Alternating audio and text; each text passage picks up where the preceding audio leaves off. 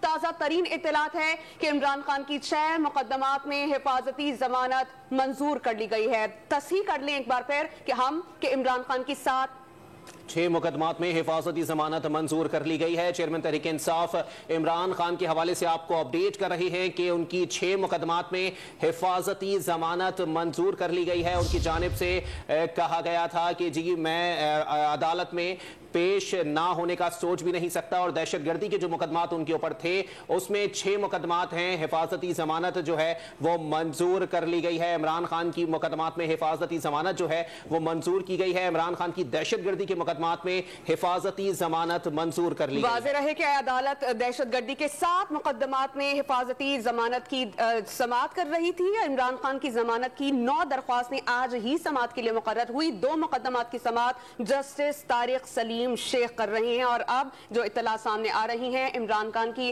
دہشت گردی کے مقدمات میں حفاظتی ضمانت منظور کر لی گئی ہے۔ اس موقع پر جسٹس طارق سلیم شیخ کی جانب سے اہم ریمارک سامنے آئے۔ انہوں نے کہا کہ ہم آپ کو بلینکٹ بیل نہیں دے سکتے، وہی مقدمات دیکھیں گے جن کی درخواستیں